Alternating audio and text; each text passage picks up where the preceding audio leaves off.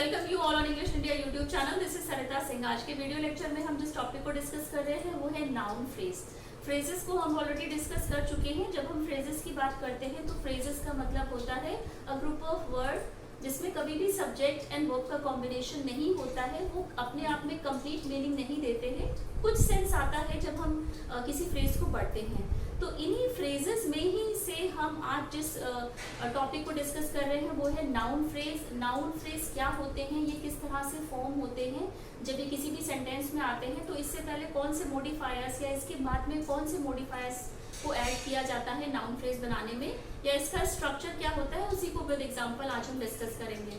तो फ्रेजेस को हम डिस्कस कर चुके हैं कि फ्रेजेस वही ग्रुप ऑफ वर्ड होता है जो कंप्लीट मीनिंग नहीं देता है, अपने आप में कंप्लीट नहीं होता है क्योंकि सब्जेक्ट एंड वर्ब का कॉम्बिनेशन उसमें नहीं होता है। तो जब हम नाउन फ्रेज की बात करते हैं तो ये ग्रुप ऑफ वर्ड तो होता है a phrase that act as a noun in a sentence. तो जब हम नाउन फ्रेज की बात करते हैं ग्रुप ऑफ वर्ड तो होता है क्योंकि इसमें नाउन होता है तो ये एज अ नाउन फ्रेज कहलाता है। और किसी भी सेंटेंस में जब ये नाउन फ्रेज आता है इसमें हमेशा ही नाउन जरूर होता है। Must have a noun act as a main word और हेड वर्ड। नाउन फ्रेज में नाउन हमेशा ही होगा क्योंकि नाउन फ्रेज है और वो नाउन सेंटेंस में एज अ हेड वर्ड की तरह आता है या एज अ मेन वर्ड की तरह आता है। Does not have a finite verb. जैसा कि हमने बात करा है फ्रेजेस में कभी भी वर्ब और ऑब्जेक्ट का या वर्ब एंड सब्जेक्ट का एग्रीमेंट नहीं होता है क्योंकि फ्रेजेस हमेशा ही विदाउट सब्जेक्ट एंड वर्ब के होते हैं। It has no subject and verb agreement. तो नाउन फ्रेज में भी ना तो सब्जेक्ट होगा ना वर्ब होगी, नाउन जरूर होगा उसमें। Comes in the beginning, in the middle और at the end of a sentence. Noun phrase हमेशा ही या तो सेंटेंस के बिगनिंग में भी आ सकता है, मिडिल में भी आ सकता है या सेंटेंस के एंड में भी आ सकता है। अब हम देखते हैं इट हैज वन और मोर प्री और पोस्ट मॉडिफायर। और जब भी हम नाउन फ्रेज की बात करते हैं इसमें हमेशा ही प्री मॉडिफायर्स होते हैं जो किसी भी नाउन फ्रेज में नाउन से पहले आते हैं, और पोस्ट मॉडिफायर होते हैं जो नाउन फ्रेज में नाउन के बाद में आते हैं। तो कुछ एग्जाम्पल के थ्रू हम समझते हैं कि जो हम नाउन फ्रेज के बारे में इतना डिस्कशन कर रहे हैं तो नाउन फ्रेज होते क्या हैं। तो यहाँ पर कुछ एग्जाम्पल्स मैंने लिखे हैं जैसे कि my friend Mohan is a doctor. तो यहाँ पर माई फ्रेंड मोहन ये पूरा नाउन फ्रेज है। मोहन यहाँ पर मेन नाउन की तरह वर्क कर रहा है और इससे पहले जो ये दो वर्ड्स हैं माई और फ्रेंड, ये एज अ प्री मॉडिफायर की तरह इसमें एक्ट कर रहे हैं। टुगेदर इन्होंने फॉर्म किया है एक नाउन फ्रेज जो कि है माई फ्रेंड मोहन। माई यहाँ पर एज अ पोजेसिव प्रोनाउन की तरह आया है और फ्रेंड भी यहाँ पर एज अ मॉडिफायर की तरह जिसने नाउन को और डिफाइन करा है उस तरह से वर्क कर रहा है। सेकेंड एग्जाम्पल है I told him an interesting story. तो एन इंटरेस्टिंग स्टोरी ये पूरा ही एक नाउन फ्रेज है। स्टोरी यहाँ पर मेन नाउन है जिसे हम हेडवर्ड भी कह सकते हैं। आई टोल्ड हिम ये एक क्लॉज है क्योंकि इसमें सब्जेक्ट एंड वर्ब का कॉम्बिनेशन है। सब्जेक्ट यहाँ पर आई है एंड टोल्ड यहाँ पर एक वर्ब की तरह वर्क कर रहा है, तो सब्जेक्ट एंड वर्ब का कॉम्बिनेशन है। तो आई टोल्ड हिम ये एक तरह से क्लॉज का वर्क कर रहा है। और an interesting story group of word तो है, इसमें नाउन भी है लेकिन किसी भी तरह का सब्जेक्ट एंड वर्ब का कॉम्बिनेशन नहीं है। अगर हम सिर्फ ये बोलते हैं एन इंटरेस्टिंग स्टोरी तो ग्रुप ऑफ वर्ड तो है, फ्रेज है, नाउन फ्रेज है, बट जब हमने बोला एन इंटरेस्टिंग स्टोरी तो कुछ भी क्लियर नहीं है कि हम किस स्टोरी की बात कर रहे हैं, किसी ने हमें स्टोरी सुनाई है या हमने स्टोरी खुद पढ़ी है। तो फ्रेजेस क्योंकि वही ग्रुप ऑफ वर्ड होता है जो कंप्लीट सेंस नहीं देता है इसमें, क्योंकि सब्जेक्ट एंड वर्ब का कॉम्बिनेशन नहीं होता है। नेक्स्ट एग्जाम्पल है आई रीड अ बुक। यहाँ पर भी जो अ बुक है ये एक तरह से नाउन फ्रेज का वर्क कर रहा है। आ यहाँ पर प्री मॉडिफायर है और बुक यहाँ पर मेन नाउन है, हेड वर्ड है या मेन वर्ड की तरह वर्क कर रहा है। तो टुगेदर अ बुक एक नाउन फ्रेज है। ग्रुप ऑफ वर्ड तो है, कुछ सेंस दे रहा है लेकिन कंप्लीट सेंस नहीं दे रहा है कि जब हम अ बुक की बात कर रहे हैं तो किसी ने बुक पढ़ी है या किसी ने बुक किसी को दी है, ये हमें चीज़ें क्लियर नहीं हो रही है क्योंकि फ्रेजेस में कभी भी हमें कंप्लीट सेंस नहीं मिलता है। मीनिंग तो देता है बट कंप्लीट सेंस नहीं देता है। अब हम देखते हैं कि formation of the noun phrase. जब हम नाउन फ्रेज की बात कर रहे हैं तो ये किस तरह से फॉर्म होता है, वो कौन सी ऐसे मॉडिफायर्स हैं जो नाउन फ्रेज को फॉर्म करने में हेल्प करते हैं। तो नाउन फ्रेज जब फॉर्म होता है तो उससे पहले प्री मोडिफायर्स आते हैं और उसके बाद में पोस्ट मोडिफायर्स आते हैं। प्री मोडिफायर्स वो वर्ड होते हैं जो नाउन फ्रेज में नाउन से जस्ट पहले आते हैं, और पोस्ट मोडिफायर्स वो वर्ड होते हैं जो नाउन फ्रेज में नाउन के बाद में आते हैं या नाउन के बाद में ऐड होते हैं किसी भी सेंटेंस में। तो जब हम प्री मोडिफायर्स की बात करते हैं तो प्री मोडिफायर्स होते हैं आर्टिकल्स, जो कि होता है ए, एम और द। पोजेसिव प्रोनाउन भी आता है, जैसे कि यहाँ पर माई फ्रेंड मोहन में माई पोजेसिव प्रोनाउन था। तो पोजेसिव प्रोनाउंस होते हैं my, your, his and her. Demonstrative भी आते हैं। डेमोस्ट्रेटिव का यूज हम तब करते हैं जब हमें सेंटेंस में दिखाना होता है कि दिस, दैट, दीज या दोज की तरफ जब हम इशारा करके बताते हैं तो वो डेमोस्ट्रेटिव होते हैं।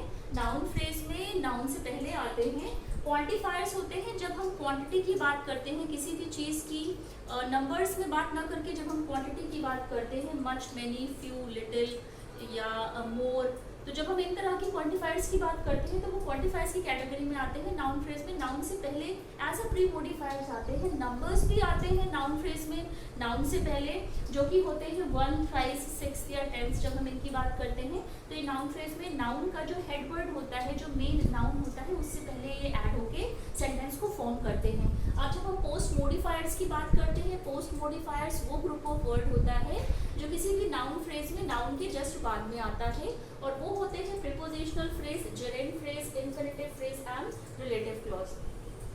तो जब हम प्रीपोजिशनल फ्रेज की बात करते हैं तो नाउन फ्रेज में नाउन के बाद में प्रीपोजिशनल फ्रेज भी आ सकता है, जो कि स्टार्ट होता है प्रीपोजिशन से। जैसे कि यहाँ पर है a boy with an ice cream. तो अ बॉय, यहाँ पर बॉय नाउन है, नाउन को और डिफाइन करा है विद एन आइसक्रीम ने। तो क्योंकि इस जो सेंटेंस है ये विद से स्टार्ट हुआ है तो प्रीपोजिशनल फ्रेज है। ये प्रीपोजिशनल फ्रेज हमेशा ही नाउन के बाद में ऐड होके as a post modifier add होके उसको और सेंस देता है और मीनिंगफुल बनाता है। अब है जेरेंड फ्रेज। जेरेंड्स की जब हम बात करते हैं तो जब हम वर्ब के बेस फॉर्म में आईएनजी को ऐड कर देते हैं और उससे जब हम उस वर्ड से जब हम नाउन का वर्क लेते हैं तो उन्हें जेरेंड्स वर्ड्स बोलते हैं।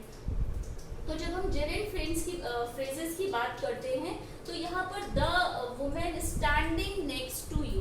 तो यहाँ पर द वुमेन तो नाउन की कैटेगरी में आया है। स्टैंडिंग नेक्स्ट टू यू ये जो है ना, ये एक जेरेंड फ्रेज है। हम उस वुमेन की बात कर रहे हैं, उस वुमेन की बात कर रहे हैं जो खड़ी हुई है आपके जस्ट नेक्स्ट में। तो standing next to you, stand यहाँ पर वर्ब का बेस फॉर्म है। बेस फॉर्म में आईएनजी को ऐड कर दिया गया है नाउन से। वर्ब से जब हम वर्ब से जब हम नाउन का वर्क लेते हैं तो उन्हें जेरेंड्स बोलते हैं। तो स्टैंडिंग नेक्स्ट टू यू ये एज अ जेरेंड फ्रेज की तरह आया है, पोस्ट मोडिफायर की तरह काम करता है। द वुमेन यहाँ पर सेंटेंस में नाउन है, जो वुमेन है वो नाउन है, द यहाँ पर एज अ डिटर्मिनर की तरह आया है। इन्फिनिटिव फ्रेज की जब हम बात करते हैं तो इन्फिनिटिव्स भी वो वर्ड्स होते हैं, वो वर्ब का बेस फॉर्म होता है जहाँ पर हम वर्ब की बेस फॉर्म के आगे टू को ऐड करके उससे हम इन्फिनिटिव्स का वर्क कराते हैं। जैसे कि he asked the student to teach Hindi. तो टीच यहाँ पर वर्ब का बेस फॉर्म है। बेस फॉर्म से पहले हम टू को ऐड करके इससे इन्फिनिटिव का वर्क लेते हैं। तो यहाँ पर भी the student to teach Hindi ये एक तरह से नाउन फ्रेज है। नाउन फ्रेज तो है ही, लेकिन हमने इसमें वर्ब की बेस फॉर्म से पहले टू को ऐड करा है, तो ये इन्फिनिटिव फ्रेज की कैटेगरी में आता है। अब लास्ट है रिलेटिव क्लॉज। रिलेटिव क्लॉजेज वो ग्रुप ऑफ वर्ड होते हैं जिसमें हमेशा ही रिलेटिव प्रोनाउन से वो सेंटेंस के अदर पार्ट के साथ कनेक्ट होते हैं। जैसे कि the man who gave me some money.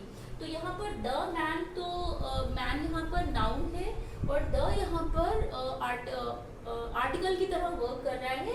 Who gave me some money, तो who gave me some money ये एक तरह से रिलेटिव क्लॉज है जो हमें रेफर कर रहा है द मैन के बारे में। हमने नाउन फ्रेज में जो डिस्कस करा है, तो नाउन फ्रेज वो ग्रुप ऑफ वर्ड होता है जिसमें हमेशा ही नाउन होता है जो कि मेन वर्ड या हेड वर्ड की तरह वर्क करता है। कभी भी इसमें नाउन फ्रेज में कोई भी फाइनाइट वर्ब नहीं होती है, क्योंकि फ्रेजेस हमेशा ही विदाउट सब्जेक्ट एंड वर्ब की तरह आते हैं। उनमें कभी भी सब्जेक्ट एंड वर्ब का कॉम्बिनेशन नहीं होता है। नाउन फ्रेज जब फॉर्म होते हैं तो नाउन से पहले प्री मोडिफायर्स आते हैं, जो कि हमने डिस्कस करा, जो कि हैं आर्टिकल्स, पोजेसिव प्रोनाउन, क्वांटिफायर्स या नंबर्स। और नाउन फ्रेज में नाउन के बाद में पोस्ट मोडिफायर्स आते हैं, जो कि होते हैं prepositional phrase, gerund phrase, infinitive phrase या रिलेटिव क्लॉज।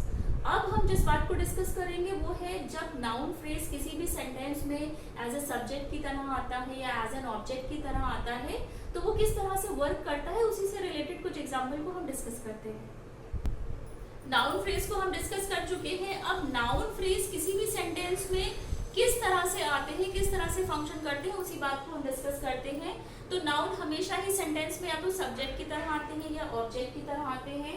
सब्जेक्ट या ऑब्जेक्ट की तरह आते हैं। ऑब्जेक्ट में भी ये direct object, indirect object and preposition के ऑब्जेक्ट की तरह वर्क करते हैं। सब्जेक्ट कॉम्प्लीमेंट की तरह भी आते हैं नाउन फ्रेज सेंटेंस में। और केस इन अपोजिशन की जब हम बात करते हैं तो वहां पर भी नाउन फ्रेजेस आते हैं। इसी से रिलेटेड एग्जाम्पल को डिस्कस करते हैं। जैसे कि फर्स्ट एग्जाम्पल है the red house down the street is beautiful. यहाँ पर the red house noun phrase है, नाउन हेडवर्ड है, हाउस यहाँ पर हेडवर्ड है, उससे पहले प्री मॉडिफायर्स ऐड हुए हैं। तो यहाँ पर द रेड हाउस की ही बात हो रही है, सेंटेंस में एज अ सब्जेक्ट की तरह आया है। उस रेड हाउस की बात हो रही है जो डाउन द स्ट्रीट है और जो ब्यूटीफुल है। नेक्स्ट एग्जाम्पल है the boy kicked the ball. यहाँ पर जो बॉय है उसने जो वर्ब जो क्रिया करी है उसका डायरेक्ट असर पड़ा है द बॉल पे।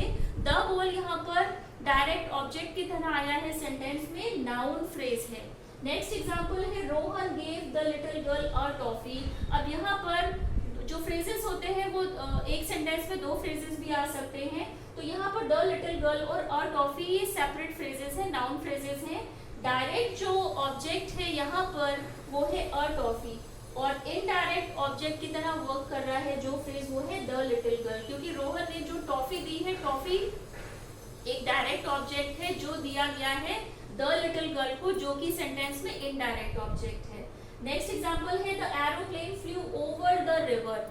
यहाँ पर जो नाउन फ्रेज है वो सेंटेंस में एज एन ऑब्जेक्ट की तरह आया है, क्योंकि उसने प्रीपोजिशन ओवर को और डिफाइन करा है। ओवर द रिवर ये एक नाउन फ्रेज है। यहाँ पर noun phrase as an object की तरह आया है क्योंकि उसने ओवर प्रीपोजिशन को डिफाइन करा है। नेक्स्ट एग्जांपल है रिया इज एन एक्सीलेंट टीचर। तो यहाँ जब हम सब्जेक्ट कॉम्प्लीमेंट की बात करते हैं, सब्जेक्ट कॉम्प्लीमेंट वो ग्रुप ऑफ वर्ड है। यहाँ पर एन एक्सीलेंट टीचर एक नाउन फ्रेज है, इसने कॉम्प्लीमेंट किया है, रेफर बैक करा है रिया के बारे में और हमें इंफॉर्मेशन दी है। लास्ट एग्जांपल है तो यहाँ पर रिया इज एन एक्सीलेंट टीचर, ये सब्जेक्ट कॉम्प्लीमेंट की तरह नाउन फ्रेज आया है।